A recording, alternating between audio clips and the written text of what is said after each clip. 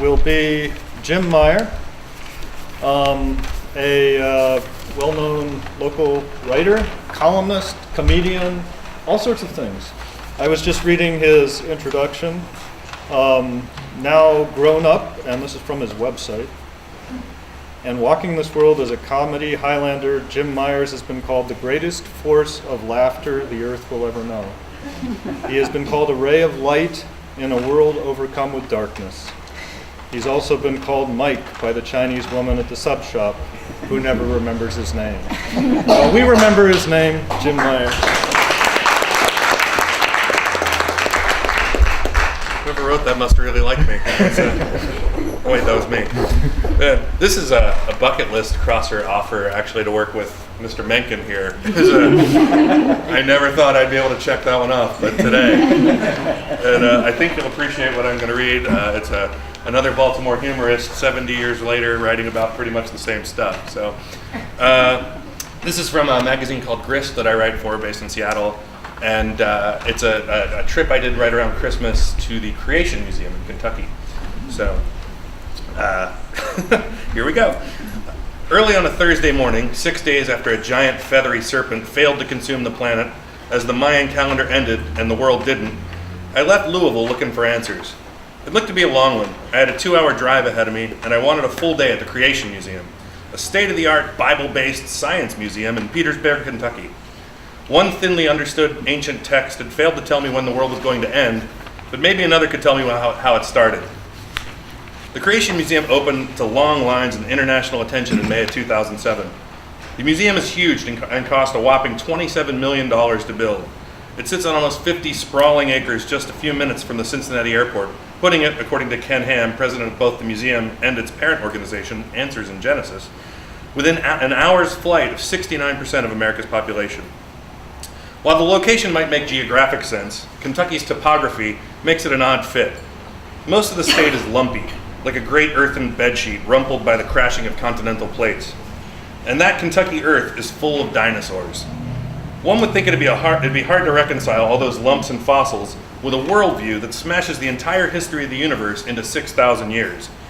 But the museum promises to do just that, explaining away millions of years of plate tectonics with the wrathful fist of an angry God cracking Earth's crust with a heavenly haymaker, at the start of the biblical flood that sent Noah scurrying to fill his ark with aardvarks, ostriches, antelopes, and yes, dinosaurs. In fact, like the ark, the Creation Museum is rumored to be chock full of thunder lizards. I'm going to be honest here. It all seemed a mite tough to swallow, but I'm a sucker for dinosaurs, and I've been looking forward to visiting the museum for months. Still, as I pulled onto the grounds through a pair of stone gates topped with a wrought iron stegosaurus, I began to feel a lead pit in my stomach. I felt like a dirty double agent. I like to think I'm open-minded. It's a basic tenet of the scientific method that nothing is ever truly certain, and that evidence trumps all. But I couldn't imagine this place changing minds. The giant Dodge Ram truck marked Creation Museum Canine Security, and flanked by the armed officer in his dark paramilitary BDUs, did little to stifle my fears. Nor did the longest, least welcoming welcome sign I have ever seen. It featured a list of intolerable outfits and behaviors that could earn a guest the bum's rush, including, but not limited to, the obscene. I wasn't sure what the good folks at the Creation Museum considered obscene, but I decided right then and there that I was going to keep it in my pants no matter how hot the audio animatronic Adam and Eve were. Inside, however, my fears began to melt away like the remnants of the last ice age, which, according to young Earth creationists, happened after the flood, possibly as recently as last Wednesday. The place is beautiful, a triumph of intelligent museum design, with a main hall built on walls of bleached stone, block reaching gracefully heavenward over a grand gallery full of waterfalls, dinosaurs, and a beautiful cast mastodon skeleton gazing down reassuringly on the throng seeking confirmation. A few of the visitors fit my notion of someone who thinks the Grand Canyon was formed in days by the Great Deluge. Like the large group of women and girls wearing long plain dresses and matching white headscarves, with their accompanying menfolk in modern, if camouflaged, garb. Most of the visitors, though, look more like the young family I sat next to in the planetarium. Happy kids, an athletic mom in her Race for the Cure Fun Run t-shirt, and the dad in his Indianapolis Colts cap tapping away on his iPhone. I didn't do this for a national audience, but you can't really trust his judgment when he's wearing a Colts hat anyway. The staff was really very nice. The kind of nice that makes you want to trust your children with them, as long as they promise not to try to teach them anything. The coffee was really good too, and I never saw that coming. One doesn't need to scratch very hard in the Creation Museum before the glaze of sanity starts to break down. Those animatronic Tyrannosaurus, they're frolicking amongst a pack of scruffy robotic cave kids. And the whole shebang is centered on a marble statue of Jesus, Mary, and Joseph.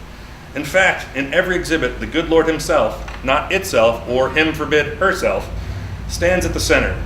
Why does a monkey's hand look a lot like a man's hand? Well, God thought it was a good idea. Why does a platypus lay eggs and have fur? It's Yahweh's way of flipping Darwin the bird. In the planetarium, we wing through the cosmos, millions of galaxies, billions of stars, trillions of miles. And then we were told God made the sun, moon, and stars on the fourth day of a very busy week. A day after he made all the plants, a day before he made the fish and the manatees and the birds and the pterodactyls and all the other creatures of the sea and sky, and 2 days before making the cows and the velociraptors and the ostriches and the other flightless birds, though it's not clear when he made the penguins who both waddle and swim, and 3 days before he made mankind. Frankly, it seemed such a waste of a perfectly good planetarium. Bong hits and a Pink Floyd concert would have been way more educational. I learned about evolution from a Jesuit priest, witnessed bacteria become immune to antibiotics in my lifetime, and was born to a father who lived in a world with both forks and spoons, but not a single spork. This whole denial of evolution seems insane. You'd have an easier time convincing someone not born in the 70s that Henry Winkler was cool than that the mind, thank you, than that the mind-stretching cosmos is somehow 70,000 years younger in the pando-quaking aspen tree in Utah, which heretofore I'd assume was part of the earth. In a place that puts the breath of the Bible God behind every breeze, it's hard to ignore that the creator God of the Creation Museum is Charles Darwin. Again and again, the museum asks a question, why, when, or how, then presents some feeble simulacrum of a modern scientific response, dashes it with the infallible word of the Lord, then does a lascivious touchdown dance while spiking a Bible on Darwin's grave. Darwin wrote a book, and AIG built a $27 million response. It was clear the Creation Museum was never meant for me. I'd been blessed with an upbringing that encouraged me to question, a worldview that was okay with allegory. The Creation Museum is for people who are tied to their dogma, but can't help but notice there are a lot of dinosaur bones out there and need some placebo science.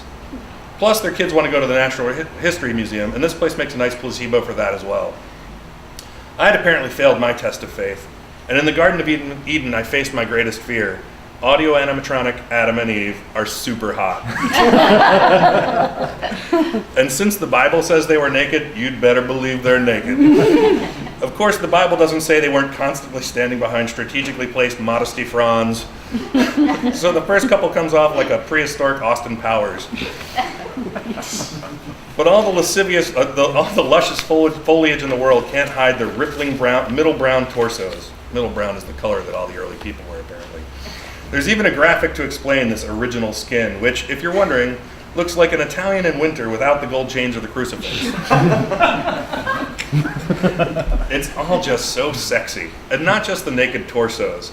What's really alluring is the never having to wonder.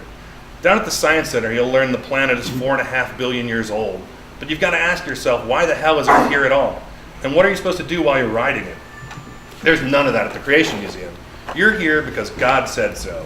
And even if I felt some solace in that, not because, and even I felt some solace in that, not because I didn't have to wonder at my purpose, but because I didn't have to worry about hurting anybody's feelings. The whole point of this building this place, was so creationists didn't have to listen to people like me. Unfortunately for the museum, attendance has dropped every year since the joint opened. Answers in Genesis has a plan to stave off extinction, however. The group is building an ark.